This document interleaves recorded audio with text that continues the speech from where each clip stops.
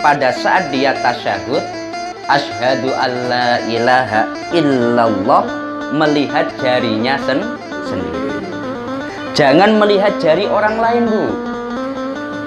Seringkali di masjid ada banyak masalah. Kenapa? Karena orang tidak menjalankan kesunahan ini.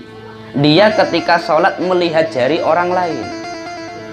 Orang di sampingnya sholatnya jarinya gini-gini. Kalau gini masih enak, Bu, tapi kalau gini diputar gini.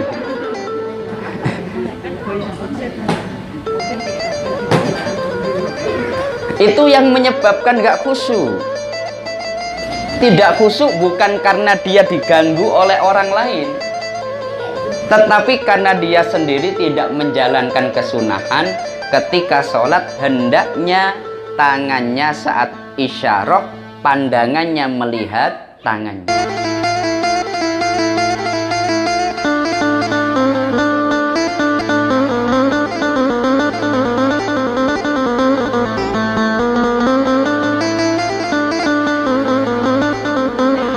Assalamualaikum warahmatullahi wabarakatuh.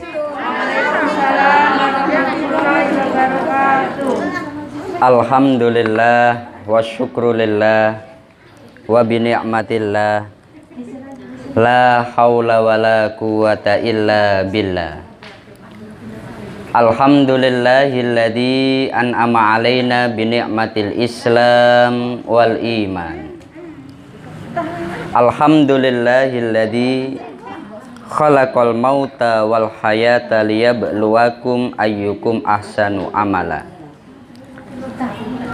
Rabbi shrah li sadri wa yassir li amri wahlul 'uqdatam min lisani yafqahu qawli. Kepada ibu-ibu majelis taklim sekalian yang dirahmati Allah Subhanahu wa taala, alhamdulillah, pada kesempatan kali ini oleh Allah kita masih diberi rahmat, kita masih diberi nikmat, hingga kita bersama-sama bisa hadir di majelis ini dalam rangka thalabul ilmi. Mari kita mulai majelis ini dengan bersama-sama niat mencari ridho Allah Subhanahu wa ta'ala, niat untuk menjalin silaturahmi dengan sesama saudara kita, dan yang pasti agar kita semuanya oleh Allah dijadikan orang-orang yang husnul khotimah. Amin. Adapun pembahasan kita kali ini, kami akan membahas masalah tentang kesunahan-kesunahan di dalam sholat. Ini menjadi perkara yang sangat penting sekali untuk kita fahami, kita amalkan, agar sholat kita bersama semakin berkualitas. Ibu-ibu sekalian, pingin apa enggak sholatnya lebih berkualitas? Pingin. Tentu dengan kita memiliki sholat yang lebih berkualitas, kita akan semakin dekat kepada Allah Subhanahu wa ta'ala. Dan tentu saja doa-doa kita bersama akan semakin mudah dikabulkan oleh Allah Subhanahu wa ta'ala. Adapun di dalam sholat itu ada beberapa hal yang disunahkan. Dalam kitab Minhajut Talibin, di sana disebutkan yusannu idamatu nadharihi ila maudhi'i sujudi fi jami'i sholatihi.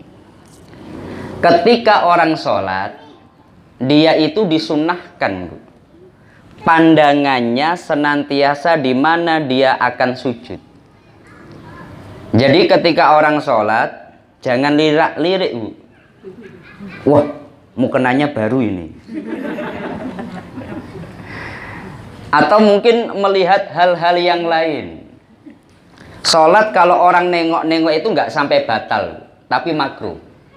Umpamanya ada orang sholat, ada anak lewat, ibu-ibu melihat, itu nggak sampai batal, tapi makruh. Bila kita meninggalkannya dapat pahala. Lah kesunahan seseorang dalam sholat senantiasa pandangannya idamatun nadharihi ila maudhi'is sujudi fi jami'i sholatihi. Senantiasa melihat di mana dia akan sujud. Itu akan membuat seseorang menjadi khusyuk.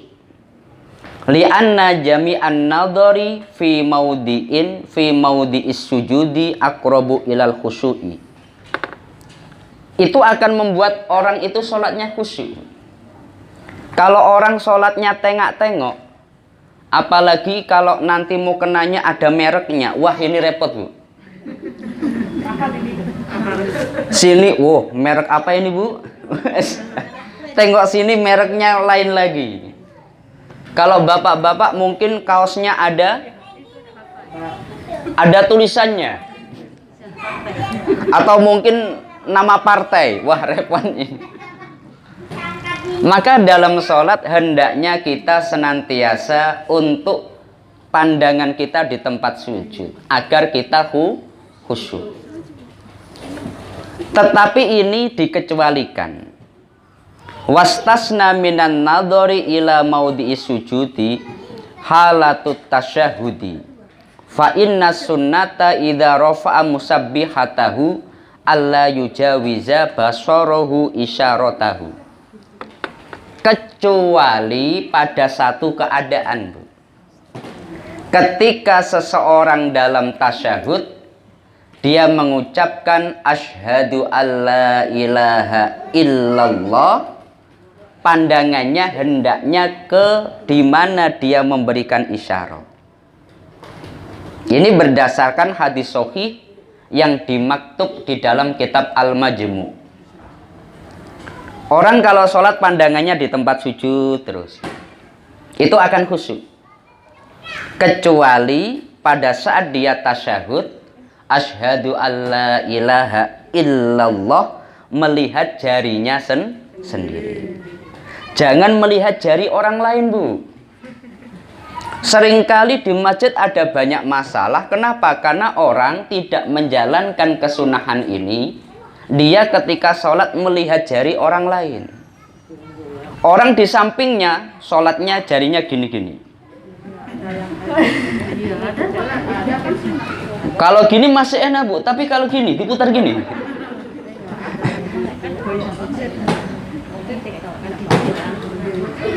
Itu yang menyebabkan gak khusyuk.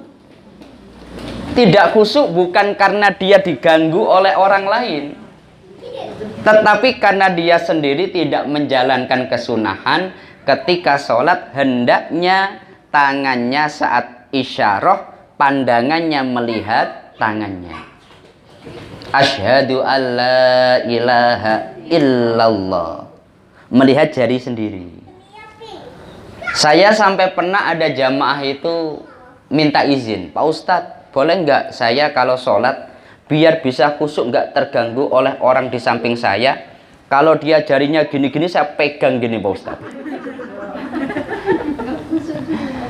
Jadi ketika dia sholat di sampingnya itu gerak-gerak gini, util gitu. Akhirnya dia merasa terganggu. Tapi sebetulnya yang kurang benar siapa Bu? Dia sendiri. Karena yang disunahkan dia pandangannya tertuju di tempat sujud, kecuali saat isyarah dia melihat jari sendiri. Karena memang hadisnya itu ada dua Bu. Yang ini kalau dalam kitab Al-Bajuri, dua-duanya oleh Imam Al-Baihaqi dinyatakan sahih.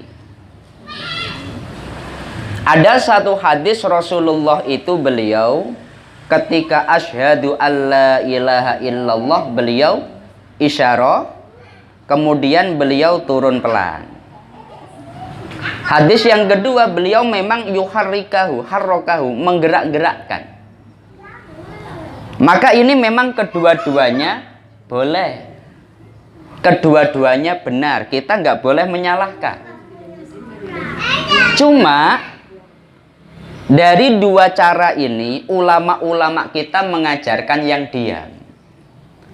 Agar orang ketika sholat lebih mudah khusyuk, nggak main-main dengan jarinya. Untung masih jari telunjuk, kalau jempol malah repot lagi. Asyhadu alla ilaha illallah gitu. Apa Bu, TikTok kan? Gara-gara kena virus TikTok akhirnya goyang jempol gitu. Jelas ya Bu ya?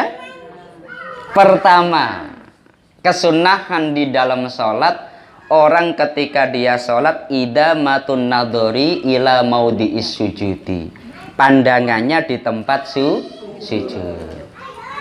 Kemudian kecuali di satu keadaan saat tasyahud, dia asyhadu alla ilaha illallah, melihat jarinya. Yang kedua adalah wa yusannu al-khusyu'u, dan disunnahkan seseorang dalam sholat dia itu khusyuk. Fayattasifu bihi dhahiruhu wa batinuhu wa yastahdiru annahu waqifun baina yaday malakil muluki yunajihi. Disunnahkan seseorang dia itu dalam sholat untuk khusyuk, hendaknya dohir batin khusyuk. Dia hendaknya betul-betul sadar pada saat dia sholat, dia berada di hadapan Allah Subhanahu wa ta'ala. Orang kalau dia khusyuk, maka anggotanya itu sebetulnya ikut Bu. Orang kalau dia itu Masya Allah, ketika dia nggak dilatih ini sholat,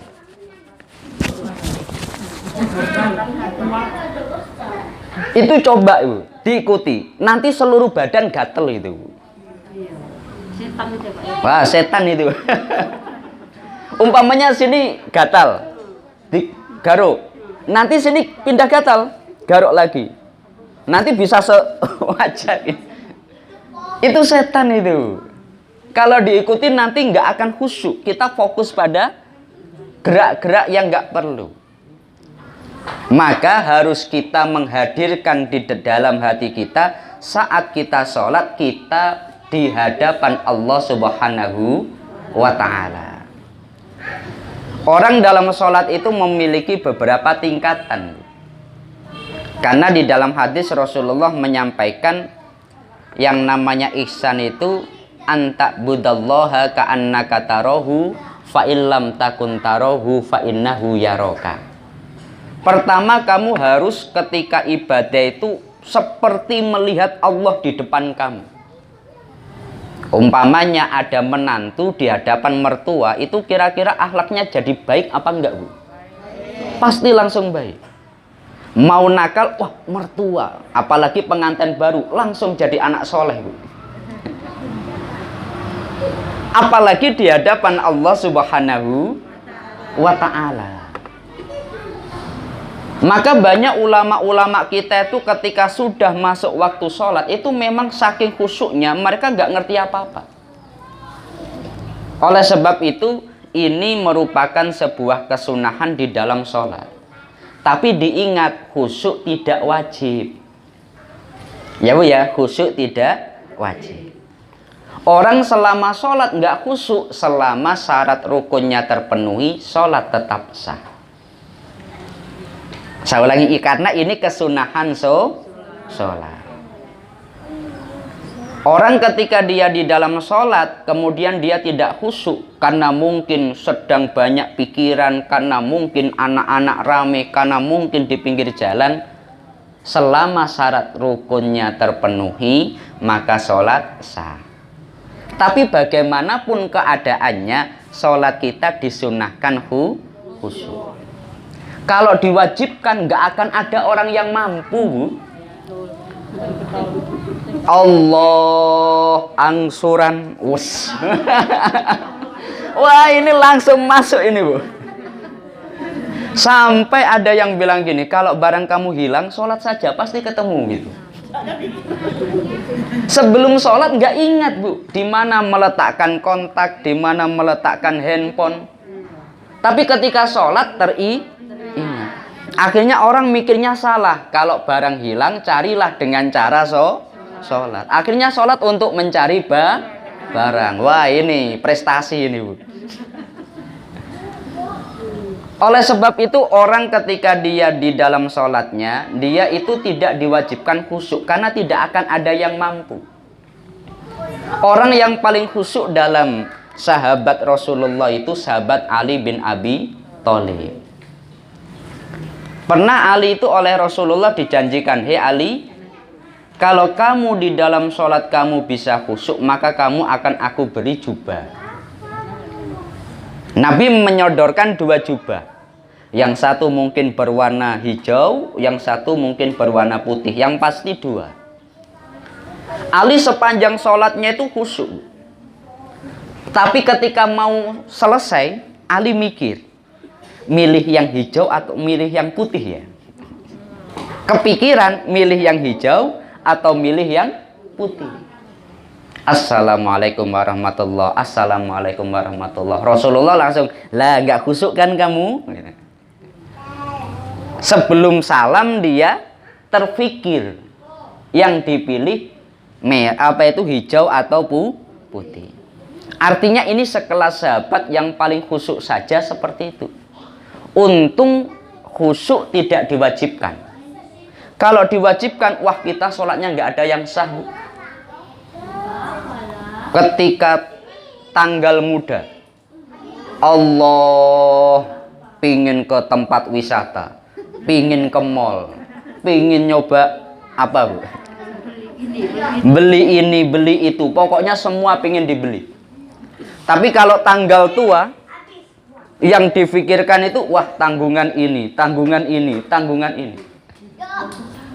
Lah tetapi bagaimanapun keadaan kita disunnahkan untuk khusyuk. Lah caranya bagaimana? Harus kita hadir, menghadirkan dalam hati kita di hadirat Allah Subhanahu wa Ta'ala. Jelas ya Bu ya? Selanjutnya adalah wa yusannu tadabburul qiraati ay ta'ammuluha. Dan disunnahkan untuk merenungkan apa yang dibaca. Berusaha betul berpikir atau mencerna apa yang dibaca. Dalam sholat itu bacaannya cuma 3. Kalau tidak Quran, doa. Kalau tidak doa, zikir. Cuma 3 ini.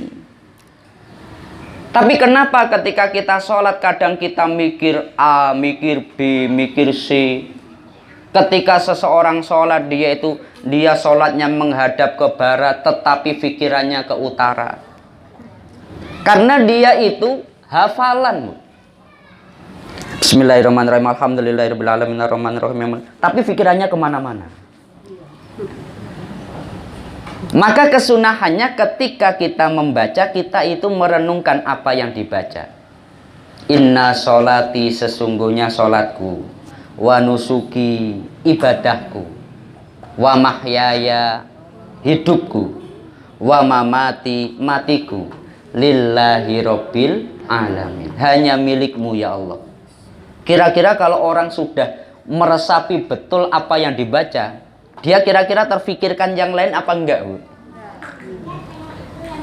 Ibu-ibu kalau dulu membaca surat dari pacar umpamanya Bu, itu ketika membaca itu meresapi betul apa enggak Bu?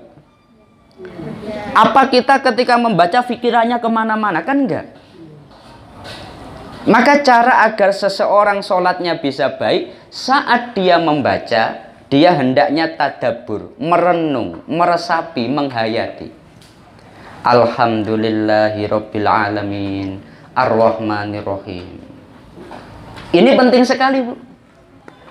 Makanya Abu Bakar As-Siddiq, beliau itu kalau mau sholat, Beliau itu semangat sekali.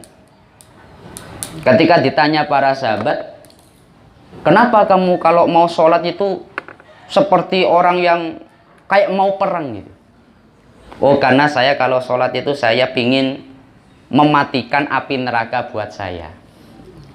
Jadi ketika beliau itu mau sholat, beliau itu sadar saat Allahu Akbar berarti proses mematikan api neraka yang dipersiapkan kita. Maka beliau pingin sholatnya sebagus mungkin. Ya Bu ya. Nah ini penting sekali. Coba sesekali kita belajar. Subhana rabbiyal a'la, maha suci engkau ya Allah, al-a'la yang maha luhur, wa bihamdi, dan segala puji bagimu ya Allah. Alhamdulillahi rabbil alamin. Coba kita meresapi itu. Tapi kalau enggak, pasti itu yang terjadi ini rakaat kedua apa ketiga ya? Nah, itu suka. Ya kan Bu? Ya. Karena dia ketika sholat pikirannya kemana? Mana? Makanya dia itu langsung, ini rakaat kedua apa ketiga ya? Wah ini karena saya keburu-buru, ketiga sajalah. Ini keempat apa ketiga? Ah karena saya keburu-buru, keempat sajalah gitu. Biar langsung selesai. Nggak boleh seperti itu Bu. Jadi kalau kita ragu apakah di rakaat kedua atau ketiga, maka harus ngambil yang sedikit. Saya ulangi, kalau kita ragu satu atau dua dalam ibadah, ngambil yang satu. Kalau kita ragu 3 atau 4, ngambil yang 3. Kalau ibadah. Tapi kalau untuk harta orang lain harus yang banyak. Saya makan gorengan 4 apa 3 ya? Jangan 3. Ini repot ini. Ya makanya 4 bilangnya 3. Entar masih merasa 3 terus padahal udah dapat 5, 6, 7. Ini repot ini. Jadi kalau dalam ibadah dia harus mengambil yang hati-hati. Ketika dia ragu 2 atau 3, yang pasti dia sudah yakin di 2. Cuma dia ragu, ini sudah 3 apa belum ya? 3 apa belum ya? Tapi dia sudah yakin di 2. Harus ngambil yang yakin 2. Ya Bu ya? Kalau dia 3 atau 4, berarti dia di 3 sudah yakin. Tapi dia ragu, ini 4 apa belum ya? 4 apa belum? Yang ragu dibuang, yang yakin diambil. Kalau dalam masalah ibadah. Tapi kalau untuk harta orang lain, agar di akhirat tidak menjadi hakul adami, hendaknya kita hati-hatinya, jangan sampai harta orang itu kita makan. Saya sudah makan 3 atau 4 ya. Hati-hati kita udah 4. Jelas ya Bu ya? Seperti itu.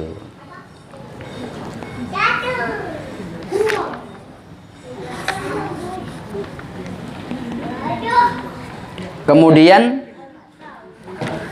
wa yusannu ad-du'a'u fi sujudihi, dan disunnahkan untuk dalam sujudnya seseorang berdoa. Kita ketika sholat ada satu tempat atau ada satu keadaan kita itu paling dekat dengan Allah Subhanahu wa ta'ala. Nabi menyampaikan bahwasanya yang namanya orang sujud itu menjadi tempat paling dekat seorang hamba dengan Tuhannya.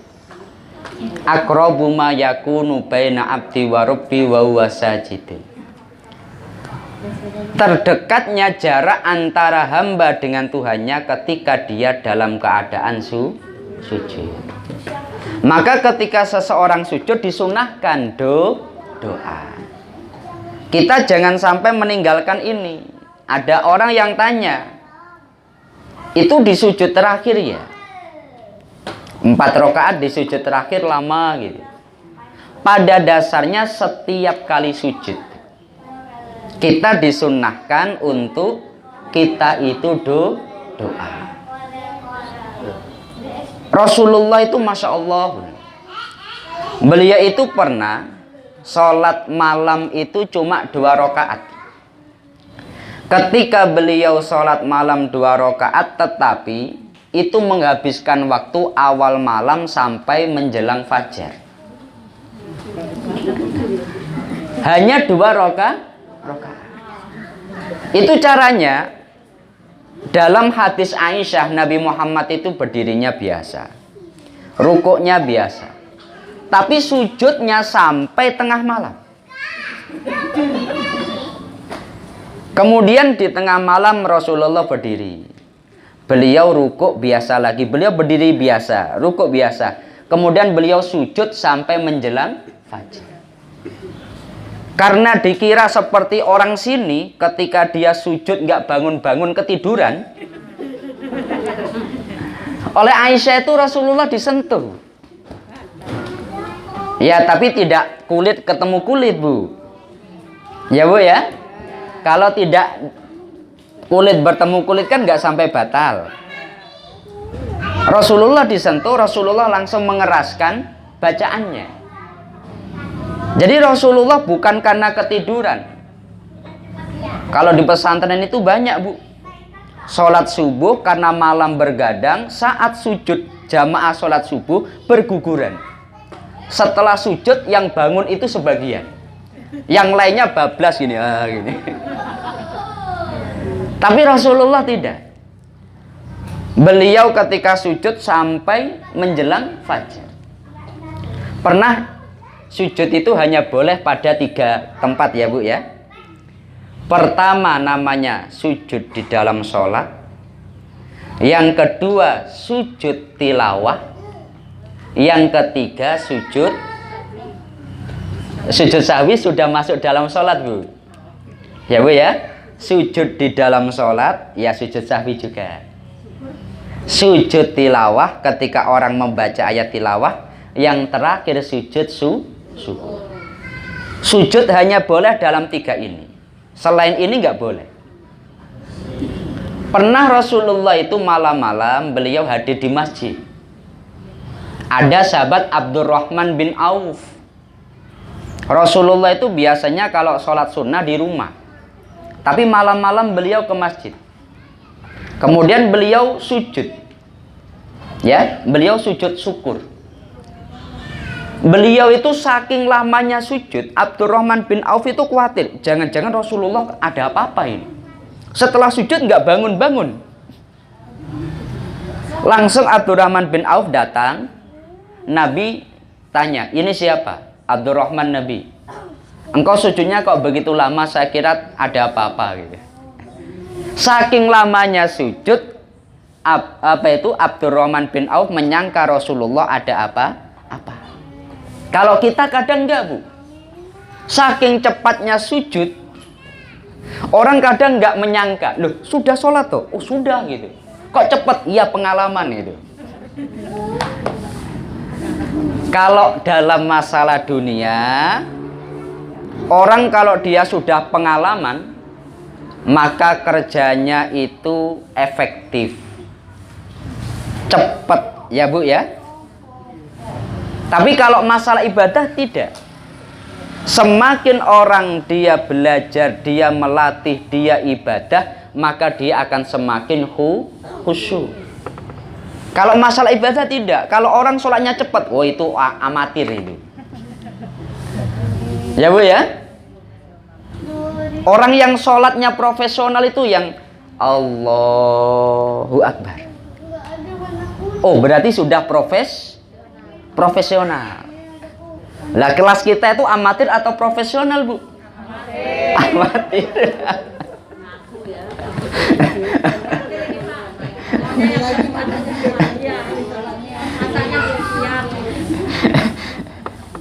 Tapi harus kita belajar, ya, Bu ya.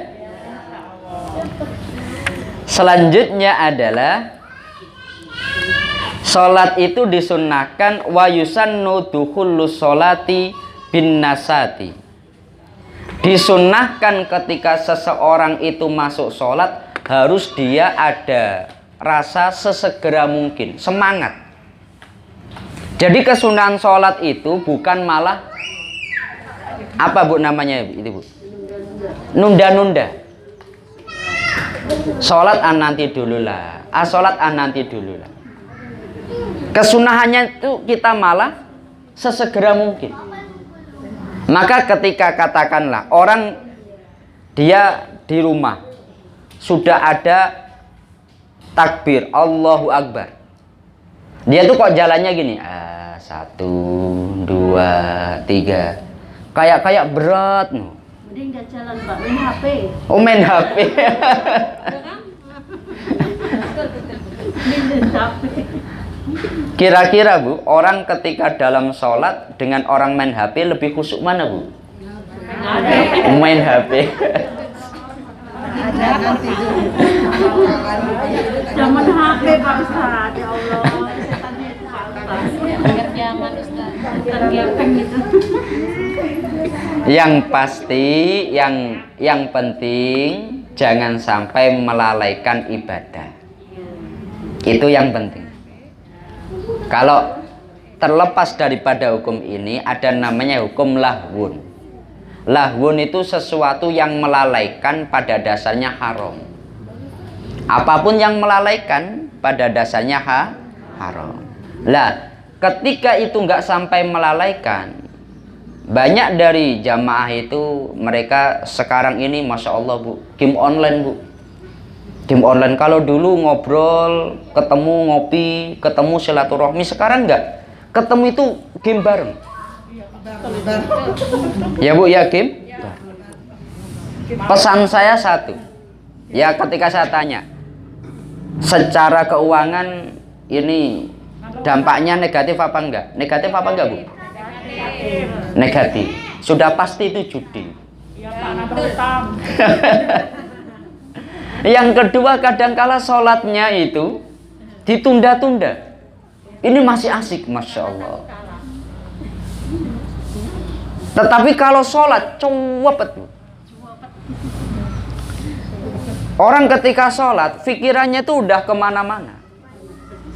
Tapi ketika dia main handphone, udah nggak lagi mikir apa-apa. Semuanya tertuju di situ. Coba kalau kita praktek sholat seperti saat kita megang handphone. Bagaimana khusyuknya? Ya seperti itu. Diajak ngobrol itu nggak dengar Bu. Orang kalau pegang handphone diajak ngobrol itu kira-kira fokus apa enggak? Enggak.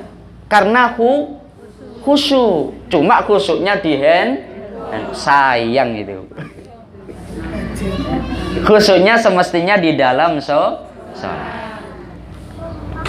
Selanjutnya adalah ketika seseorang itu dalam sholat, dia disunnahkan untuk nasat atau dia itu sesegera mungkin.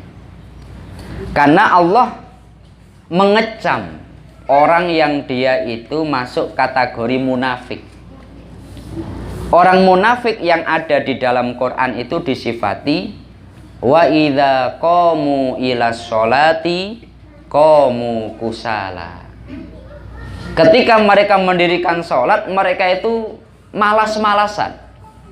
Sholat iya, sholat iya nanti, sholat iya gitu. Waktu mau habis langsung oh iya.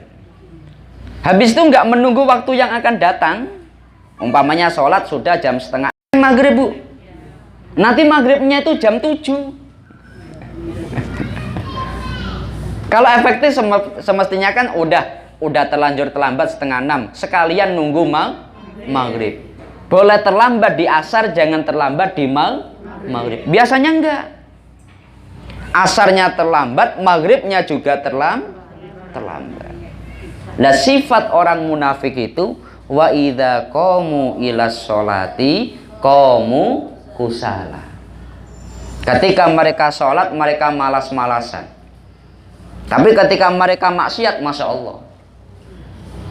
Rasulullah itu bedanya dengan kita Bu. Kalau Nabi, beliau itu setiap kali menuju tempat maksiat pasti tidak akan berhasil. Nabi ketika masih kecil, banyak anak-anak orang kafir itu ya teman Nabi, ya Nabi diajak di tempat-tempat maksiat. Karena Nabi masih kecil. Tapi Nabi itu sifatnya satu. Semakin dekat tempat maksiat, Rasulullah akan semakin mengantuk. Semakin dekat, semakin ngantuk. Nabi tidak akan pernah sampai di tempat maksiat karena Nabi pasti tertidur di pinggir jalan. Semakin dekat tempat maksiat, semakin ngantuk. Kalau kita ngantuk diajak ke tempat maksiat, ngantuknya hilang, Bu. Semakin dekat, semakin penasaran. Ayo cepet gitu. Umpamanya ngantuk gini diajak, ayo, semangat itu. Lah Rasulullah tidak. Nabi itu beliau ketika menuju di tempat maksiat, Nabi akan ngantuknya datang, semakin dekat semakin ngantuk, semakin dekat semakin ngantuk. Maka beliau itu akan tertidur. Kalau kita malah sebaliknya. Kalau di tempat maksiat ngantuknya hilang. Semakin dekat semakin semangat. Semakin dekat semakin gak sabar. Tapi kalau diajak ibadah, ngantuknya datang. Tidur paling nyaman itu di mana, Bu? Masjid.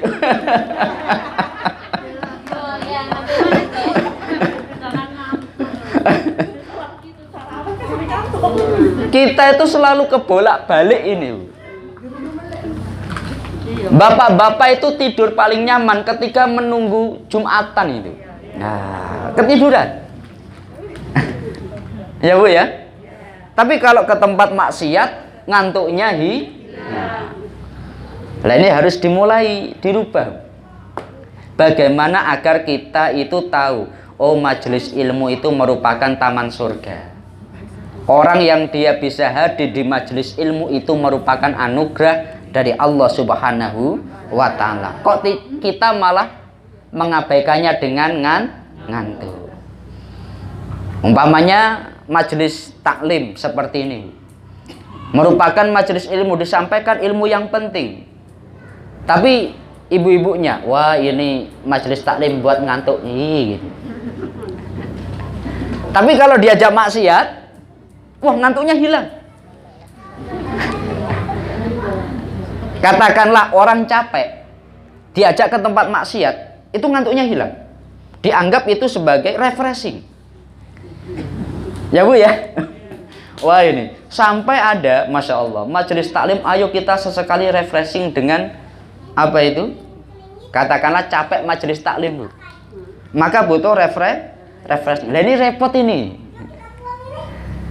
Makanya orang kalau dia sudah senang dengan majelis taklim, maka majelis taklim itulah yang membuat dia itu nyaman. Ya, Bu ya, nyaman. Nah, ini penting sekali. Dilanjut, Bu. Tapi ngantuk apa tidak, Bu? Tidak.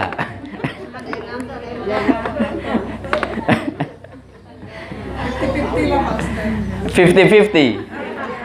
Yang ngantuk yang kanan, yang melek yang kiri gitu. Nanti sesi kedua ganti. Nah, sekarang yang ngantuk yang kiri, Pak Ustadz. Yang kanan udah bisa melek gitu. Dilanjut, Bu ya.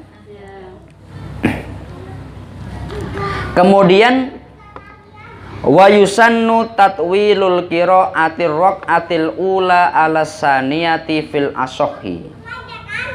Disunnahkan dalam rokaat yang dia lakukan antara rokaat yang pertama dengan rokaat yang kedua, bacaannya lebih panjang yang pertama.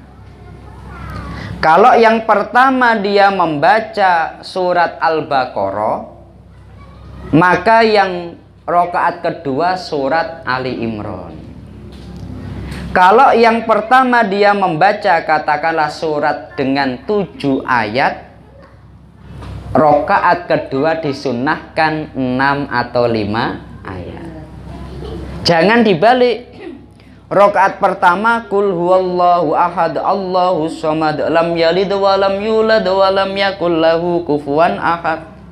Rakaat kedua makmum menyangka, ini mau selesai ini. Imamnya cepat. Yang dibaca alif lam mim dzalikal kitabul. Waduh, makmum. Kesunahannya Rasulullah enggak? Nabi itu antara rakaat pertama dengan kedua lebih panjang yang pertama. Kita membaca surat apa saja. Katakanlah bisanya An-Nas di rakaat pertama. Rakaat kedua yang lebih pendek daripada An-Nas. Wal asri ya Bu ya. Atau rakaat pertama Al-Ikhlas. Rakaat kedua Al-Ikhlas lagi. Al-Kausar. Pokoknya itu saja itu. Yang apa pendek-pendek? Apalnya pendek-pendek. Praktis Bu. Tapi kalau saya boleh memberi saran, yang penting senang dengan Al-Quran Bu. Ada seorang sahabat di Masjid Quba yang pernah umroh, pernah haji, tahu Masjid Quba ya Bu ya. Masjid Quba itu masjid pertama yang dibangun Rasulullah Shallallahu Alaihi Wasallam. Ketika Nabi di Madinah, itu Nabi dilapori bahwa di Masjid Quba itu imamnya setiap kali sholat yang dibaca Al-Ikhlas Bu. Rakaat pertama kul wallahu ahad Allahus samad. Rakaat kedua yang dibaca itu lagi. Sholat maghrib Al-Ikhlas, sholat isya Al-Ikhlas, sholat subuh Al-Ikhlas. Makmumnya nggak sabar, imamnya apalnya cuma Al-Ikhlas. Dilaporkan pada Nabi. Oleh Nabi dimarahi, kenapa kamu itu jadi imam kok malah banyak makmum kamu komplain. Kamu kok katanya membaca Al-Ikhlas terus. Imamnya itu dia malah nyolot Bu, malah marah. Nabi ya udah gini saja. Kalau saya tidak boleh membaca Al-Ikhlas dalam sholat saya, udah mending saya nggak mau jadi imam. Saya mending jadi makmum saja. Cuma masyarakat ngerti orang itu adalah orang paling alim di antara mereka. Maka mereka nggak mau, hendaknya memang dia yang jadi imam. Tapi kalau dia jadi imam, maunya membaca Al-Ikhlas. Maka Nabi, kenapa kamu kok maunya membaca Al-Ikhlas? Maka dia menjawab, saya senang dengan Al-Ikhlas. Rasulullah langsung Masya Allah melihat sahabat tadi, kenapa dalam sholatnya yang dibaca cuma Al-Ikhlas? Karena senang. Maka Nabi menyampaikan, hubbuka iyyaha adkhalaka al-jannah. Rasa cintamu pada Al-Ikhlas akan mengantarkan kamu kepada surga. Lah kita sering membaca Al-Ikhlas. Kita bacanya inna a'tainakal kautsar. Tapi yang kurang satu, kita seneng apa enggak? Ya Bu ya? Wah saya bisanya pendek-pendek, enggak apa-apa. Tapi senangilah yang ada di dalam Quran. Lah ini rasa senang inilah yang akan mengantarkan kita ke surga. Nabi menjelaskan, hubbuka iyyaha adkhalaka al-jannah. Rasa cintamu kepada Al-Ikhlas akan mengantarkan kamu kepada surga. Kan enak Bu. Umpamanya dia hafalnya cuma inna a'tainakal kautsar fasholli li rabbika wanhar inna syani'aka huwal abtar. Pendek itu termasuk surat paling pendek di dalam Quran. Tapi harus diingat, ketika ayat ini diturunkan, Rasulullah itu senangnya Masya Allah. Nabi pada satu waktu beliau tidur di hadapan para sahabat. Nabi beliau tidur gini. Tapi Nabi kemudian bangun dan Nabi itu wajahnya berseri-seri, Nabi tersenyum. Para sahabat langsung tanya, Nabi, tadi engkau itu terpejam tidur, tapi kok tiba-tiba engkau bangun dan tersenyum, ada apa? Gitu. Nabi menyampaikan, baru saja turun kepadaku ayat Al-Quran Bismillahirrahmanirrahim. Inna a'tainakal kautsar fasholli lirabbika wanhar inna syani'aka huwal abtar. Nabi menyampaikan sekian banyak hadis. Al-Kausar itu telaga yang diperuntukkan aku dan umatku. Nanti umatku kalau dia sudah minum gak akan pernah merasakan haus. Al-Kausar itu maknanya Masya Allah. Dalam tafsir diartikan sekian banyak makna. Ini yang pendek, tapi memiliki makna yang besar. Dan terakhir, wa yusannu dzikru wad du'a'u ba'daha. Dan disunnahkan setelah dia sholat, dia zikir dan dia doa. Setelah sholat jangan langsung pergi. Setelah sholat jangan langsung buka handphone. Zikir dulu. Ya Bu ya. Doa dulu. Ini menjadi penting sekali Bu. Setelah kita fa'idha qadaitum manasikakum fadkurullaha. Setelah kamu selesai melakukan ibadah kepada Allah, kamu zikirlah kepada Allah. Setelah kita sholat, assalamualaikum warahmatullah, assalamualaikum warahmatullah. Minimal kita membaca subhanallah, alhamdulillah, Allahu akbar. Itu kalau kita sudah terbiasa itu nggak lama Bu.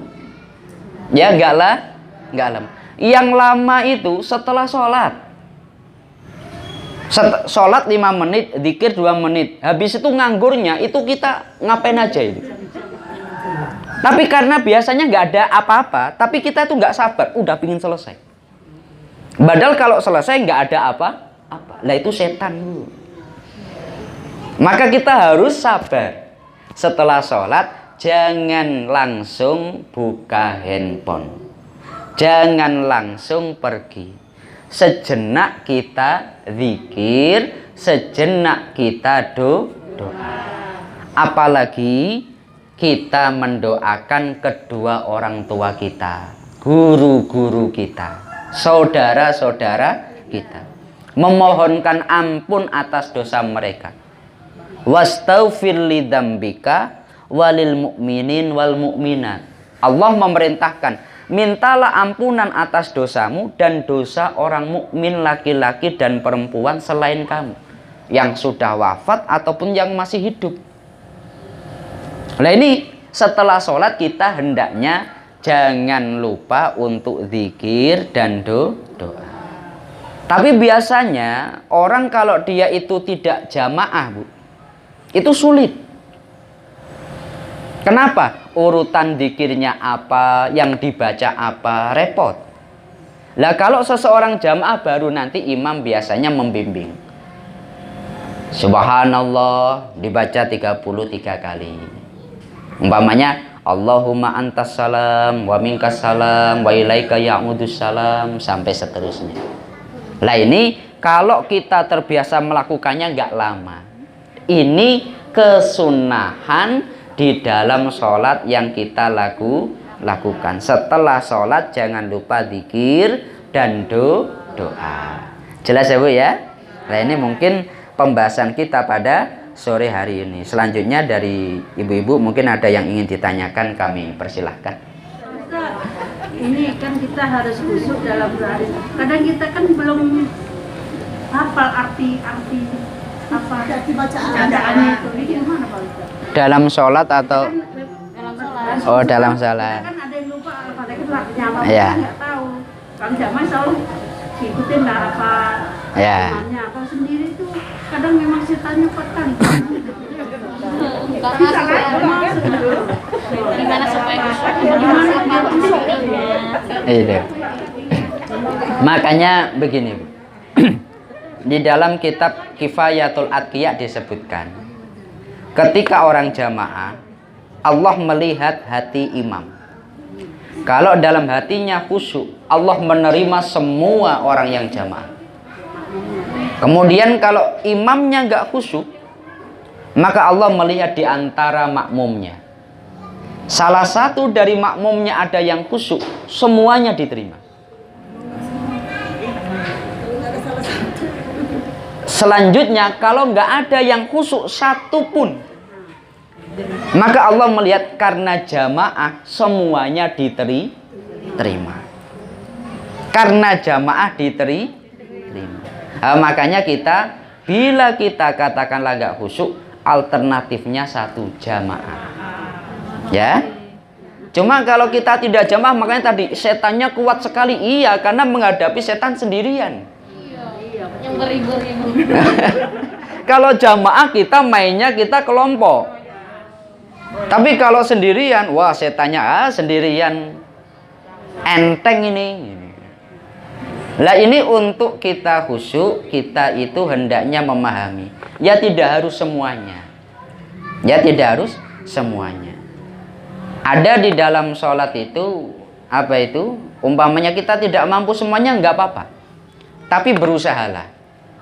Sedikit demi sedikit, Allahu Akbar. Artinya Allah itu maha besar. Arti maha besar itu kita mengecilkan diri kita, Bu. Maksudnya begini, Allahu Akbar mengakui bahwasanya kita itu bukan siapa-siapa. Allah lah yang maha kuasa. Allahu Akbar. Pejabat, orang biasa, presiden, kalau dia sadar Allahu Akbar, dia tidak akan berani sombong. Kemudian dia membaca doa iftitah. Kemudian dia membaca Alhamdulillah Al-Fatihah. Mungkin umpamanya doa iftitah apa itu nggak tahu maknanya. Al-Fatihah kan ada Al-Quran terjemahan. Kita coba, Iyyaka na'budu, hanya padamu ya Allah aku menyembah. Wa iyyaka nasta'in, dan hanya padamu aku minta tolong. Ihdinas siratal mustaqim, tunjukilah aku jalan yang lurus. Berikanlah aku hidayah, artinya. Siratal ladzina an'amta alaihim, yakni jalannya orang-orang yang telah engkau beri nikmat ya Allah. Ghairil maghdubi, bukan jalan orang yang engkau murkai. Waladhdallin, dan jalannya orang-orang yang sesat. Minimal kita yang ini kita pahami. Tapi harus kita tingkatkan terus. Jelas ya? Kalau menurut Imam Al-Ghazali di dalam kitab Ihya, salah satu cara paling efektif agar khusyuk, kita itu paham apa yang kita baca. Ketika seseorang dia itu nggak khusyuk, biasanya karena bibirnya berkata tapi pikirannya kemana-mana, nggak paham apa yang dibaca. Jelas ya Bu ya? Seperti itu. Mungkin ada yang tanya lagi Bu? Kalau misalkan kita lupa, rakaat kedua malah dibaca lagi doa iftitah, gimana? Apakah membatalkan? Apa lanjut aja saja baca Al-Fatihah? Kalau dia lupa di rakaat kedua, doa iftitah lagi gitu. malah baca doa iftitah, tapi bacanya karena lupa atau karena ingat? Oh, karena kalau lupa nggak apa-apa. Tapi kalau ingat itu jangan. Karena sholat itu ada urutannya Bu. Contohnya begini. Takbir itu rukun. Doa iftitah itu sunnah. Al-Fatihah itu wajib. Surat itu sunnah. Ada sebuah kaidah, kalau dia sudah berada pada perkara wajib, jangan kembali pada perkara yang sunnah. Contohnya, dia lupa tidak duduk tasyahud di rakaat kedua, duduk tasyahud sunnah. Dia terlanjur berdiri wajib.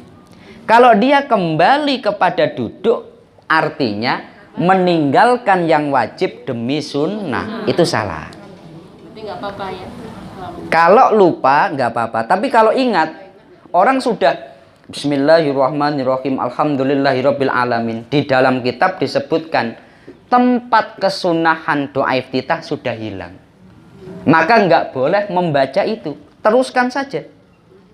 Contohnya Bu, sholat Idul Fitri, itu takbirnya 7, rakaat kedua 5. Tapi kalau imam sudah bismillahirrahmanirrahim, nggak boleh takbir.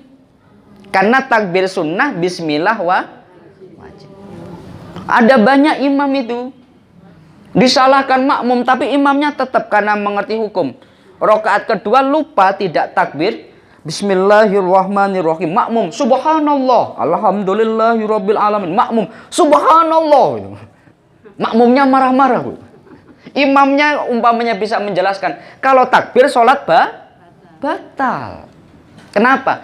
Takbir sunnah dia sudah masuk di wajib, yakni bismillahirrahmanirrahim. Nah ini penting.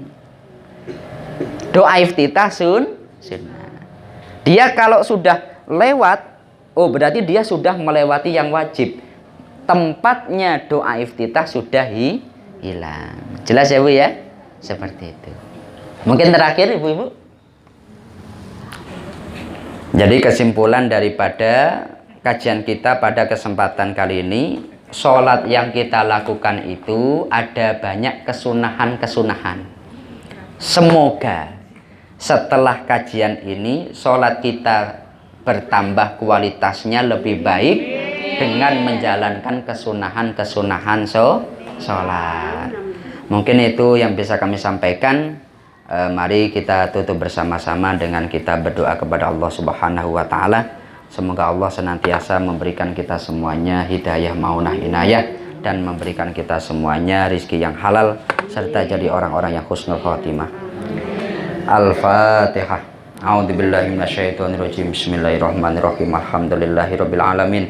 Arrahmanirrahim. Maliki yaumiddin. Iyyaka na'budu wa iyyaka nasta'in. Ihdinas siratal mustaqim. Shiratal ladzina an'amta 'alaihim ghairil maghdubi 'alaihim waladdallin. Amin. Allahumma shalli ala sayyidina wa maulana Muhammad wa ala ali sayyidina Muhammad.